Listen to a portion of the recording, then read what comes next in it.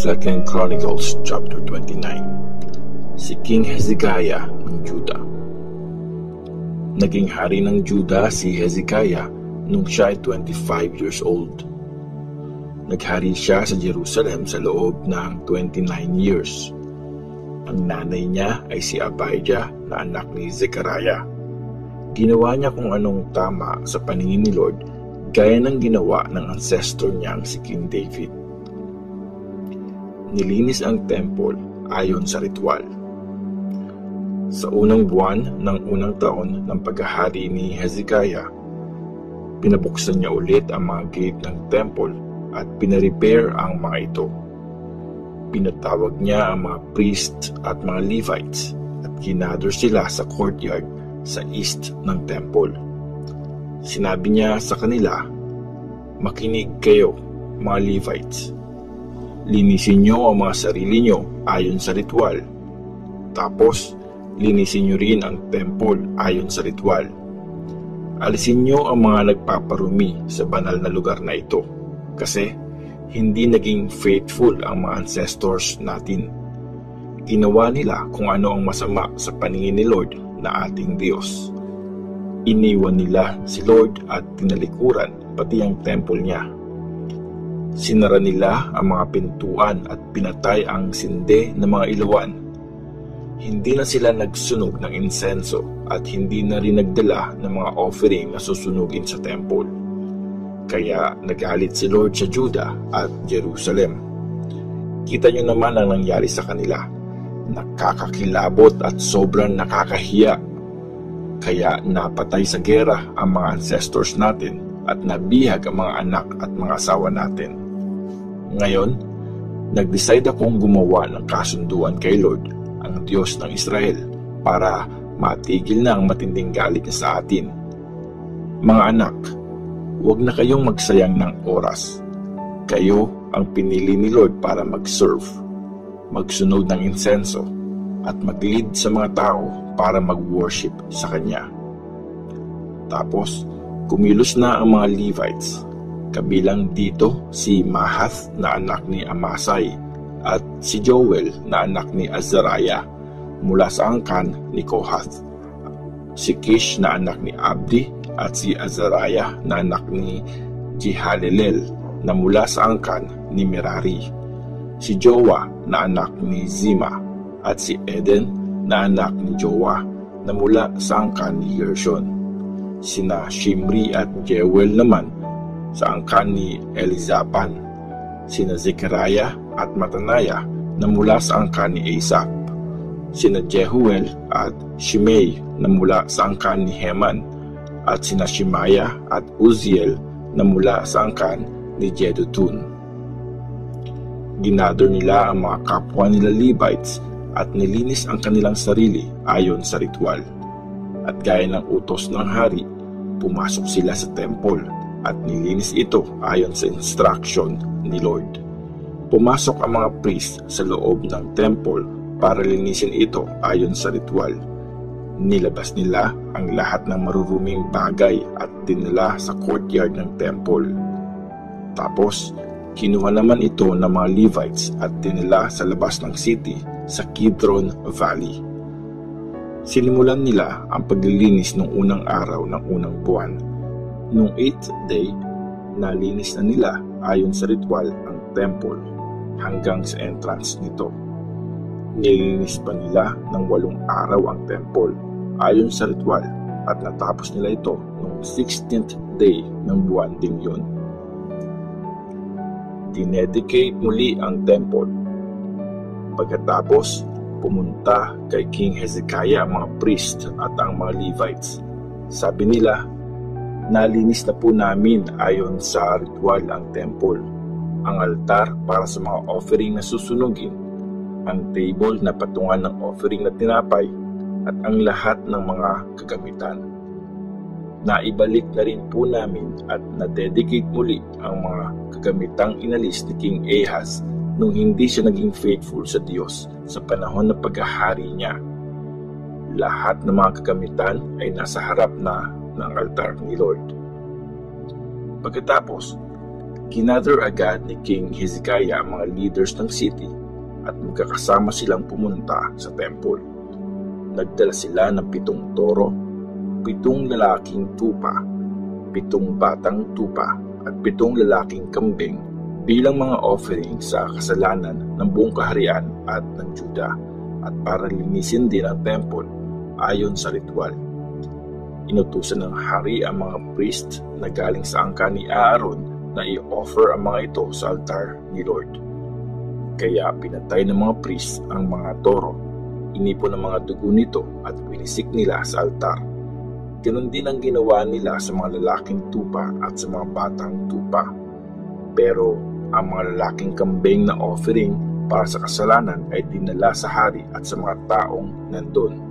Pinatong nila ang mga kamay nila sa mga kambing. Tapos pinatay ng mga priests ang mga kambing at binusaltar ang dugo ng mga ito bilang offering sa kasalanan ng buong Israel. Inutos ng hari na mag-offer sila ng offering na susunugin at offering na pambayad sa kasalanan para sa buong Israel. Tapos, nag-assign si Hezekiah ng mga Levites para maging musicians sa temple. Tutugtog sila ng mga cymbals, harps at lyres. Ayon ito sa mga instructions na binigay ni Lord kay King David at sa 2 prophet na sina Gad at Nathan. Tumayo ang mga Levites doon na hawak ang mga instruments ni David at hawak naman ng mga priests ang mga trumpets. Tapos, inutos ni King Hezekiah na i-offer sa altar ang mga offering na susunugin. Nung simulan ng sunugin ng mga priests ang mga offerings, nagsimula na din ang kantahan para kay Lord. Ganon din ang pagtunog ng mga trumpets at pagtugtog ng mga instruments ni David na hari ng Israel. Nag-worship ang lahat ng mga taong nandun. Kumanta ang mga singer at pinatunog ang mga trumpets hanggang matapos ang pagsusunog ng mga offering. Nang matapos ang pag-o-offer, lumuhod at nag-worship ang hari kasama ang lahat ng mga taong nandun. Inutusan ni King Hezekiah at ng mga leaders na kasama niya ang mga Levites na kantahin para kay Lord ang mga kantang ginawa ni David at ni Prophet Asaph. Masaya silang kumanta ng mga papuri, lumuhod at nag-worship sa Diyos. Tapos, sabi ni Hezekiah sa mga tao, "Ngayong nalinis niyo na ayon sa ritual ang mga sarili niyo para kay Lord, lumapit kayo at magdala sa temple ng mga offering ng pasasalamat." Nagdala nga ang mga tao ng mga offering ng pasasalamat. Ang iba naman sa kanila ay kusang loob na nagdala ng mga offering na susunugin. Nakapagdala ang mga tao ng 70 na toro, 100 na lalaking tupa at 200 na batang tupa bilang mga offering na susunugin. Lahat iyon ay inoffer kay Lord. Umabot sa 600 na toro at 3,000 na tupa ang mga offering. Kinulang ang mga priest na kakatay sa mga offering na hayop kasi hindi pa nakapaglinis ng mga sarili ayon sa ritual ang ibang mga priests. Kaya tumulong na ang mga Levites sa mga priests hanggang matapos lahat ng mga dapat gawin. Mas faithful kasi ang mga Levites na panatilihing malinis ang sarili ayon sa ritual kesa sa mga priests. Bukod sa mga napakaraming offering na susunugin, meron pang mga susunugin mga taba ng peace offerings at mga wine offering. Dahil dito, nag-start ulit ang pag-worship sa temple. Masayang-masaya si Hezekiah pati ang buong bayan kasi tinulungan sila ng Diyos na magawa ang mga ito kahit maikli lang ang panahon ng paghahanda. 2 Chronicles chapter 30. Ang paghahanda para sa Passover. In-invite ni Hezekiah ang buong Israel at Judah na pumunta sa temple para i-celebrate ang Passover ni Lord, ang Diyos ng Israel. Pinadalhan din niya ng invitation ang mga taga-Ephraim at mga taga-Manase. Nagkasundo ang hari, ang mga leader at ang mga tao na i-celebrate ang Passover sa 2nd month. Hindi nila ito na i-celebrate sa nakaset na time kasi kulang pa ang dami ng mga priests na nakapaglinis ng mga sarili nila ayon sa ritual para sa pagsaserve at konti pa lang ang mga taong nag-gather sa Jerusalem. Nag-agree ang hari at ang buong bayan sa plano. Kaya nag-decide sila na ibalita sa buong Israel mula Beersheba sa south hanggang Dan sa north na dapat pumunta ang mga tao sa Jerusalem para i-celebrate ang Passover para kay Lord, ang Diyos ng Israel. Kasi hindi pa nila ito nasa-celebrate ng may ganong karaming tao ayon sa instruction. Lumibot nga sa buong Israel ang mga messengers, dala ang sulat ng hari at ng mga leaders.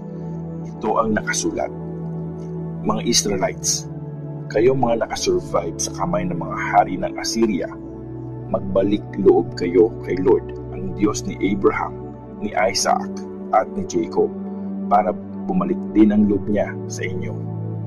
Huwag kayong maging gaya ng mga ancestors at mga kamag-anak nyo na hindi naging faithful kay Lord, ang Diyos ng mga ancestors nila. Nakikita nyo naman ngayon kung paano niya sila pinarusahan ng matindi. Huwag na kayong magmatigas gaya nila. Instead, sundin niyo si Lord at pumunta sa temple niya na ginawa niyang banal forever. Mag-serve kayo kay Lord na Diyos niyo para mawala yung matinding galit niya sa inyo. Kung magbabalik loob kayo kay Lord, maaawa yung mga bumihag sa mga kamag-anak niyo, tapos papabalikin sila sa lupaing ito kasi mabait at maawain si Lord na Diyos niyo at tatanggapin niya ulit kayo pag bumalik kayo sa Kanya. Kaya pumunta ang mga messengers sa bawat city ng buong lupain ng Ephraim at Manase hanggang sa Zebulun. Pero pinagtawanan lang sila, nilait at inonsulto ng mga tao doon. Meron din namang iilan na galing sa mga tribe ni Asher, Manase at Zebulun ang nagpakumbaba at pumunta sa Jerusalem. Kumilos naman ang Diyos para magkaisa ang mga taga-Juda na sundin ang pinapagawa ng hari at ng mga leaders ayon sa utos ni Lord. Nag-celebrate ng Passover ang mga tao. Sobrang dami ng mga taong nagpunta sa Jerusalem noong second month para i-celebrate ang piyesta ng unleavened bread. Nagsimula nga sila sa kanilang gawain. Inalis nila ang mga altar ng mga Diyos-Diyosan sa Jerusalem na pinagsusunugan ng mga offerings at ng insenso at tinapon nila ang mga ito sa Kidron Valley. Noong 14th day ng second month, pinatay nila ang mga batang tupa na i-offer sa Passover. Nahiya ang mga priests at mga Levites, kaya nilinis nila ang kanilang mga sarili ayon sa ritual. Tapos, nagdala sila sa temple ng mga offerings na susunugin. Muli nilang ginawa ang dati nilang mga duty ayon sa law ni Moses na servant ng Diyos. Ang mga naipong dugo ng mga hayop na inoffer ay binigay ng mga Levites sa mga priests. Tapos, winisik ng mga priest ang mga dugo sa ibabaw ng altar. Marami sa mga tao doon ang hindi pa nakakapaglinis ng sarili nila ayon sa ritual, kaya mga Levites ang pumatay sa mga batang tupa na i-offer sa Passover para sa bawat isa na hindi pa nilinis ayon sa ritual. Dinedicate kay Lord ang mga tupang yun. Karamihan sa mga tao na mula sa mga tribe ng Ephraim, Manase, Issachar at Zebulun ang hindi pa nalinis ayon sa ritual, pero kumain na sila ng mga pagkain pang Passover. Labag ito sa kautusan kaya nag-pray si Hezekiah para sa kanila. Sabi niya, Lord, napakabuti niyo. Please, patawarin niyo sana ang mga taong buong puso nag-worship sa inyo, ang Diyos ng kanilang mga ancestors, kahit hindi sila nakapaglinis ng mga sarili nila ayon sa ritual. Dininig ni Lord ang prayer ni Hezekiah at pinatawad ang mga tao. 7 araw na nag-celebrate ang piyesta ng unleavened bread ang mga nag-gather sa Jerusalem. Sobrang saya nila nun. Araw-araw kumakanta at tumutugtog ng sobrang lakas ng mga papuri para kay Lord ang mga Levites at mga priests. Pinasalamatan ni Hezekiah ang mga Levites dahil sa maayos nilang pagsaserve para kay Lord. 7 araw silang nag-celebrate ng piyestang iyon. Nag-offer sila ng mga peace offerings at nagpasalamat kay Lord, ang Diyos ng mga ancestors nila. Nag-agree ang lahat ng mga tao na ipagpatuloy ng 7 araw pa ang piyesta, kaya 7 araw pa silang nag-celebrate. Nagbigay si King Hezekiah ng Judah ng 1,000 na toro at 7,000 na tupa para i-offer. Nagbigay din ng 1,000 na toro at 10,000 na tupa ang mga leaders, at marami pang mga priest ang naglinis ng mga sarili nila ayon sa ritual. Masayang-masaya ang buong bayan ng Judah, ang mga priest at mga Levites, at ang lahat ng taong galing sa Israel, pati na rin ang mga dayuhan na naninirahan sa Israel at sa Judah. Nagkaroon ng masayang celebration sa Jerusalem na noon lang ulit nangyari mula nung time ni Solomon na anak ni King David ng Israel. Tapos, tumayo ang mga priest at mga Levites para i-bless ang mga tao. Dininig sila ng Diyos at nakarating ang mga prayers nila sa banal na tahanan ng Diyos sa langit.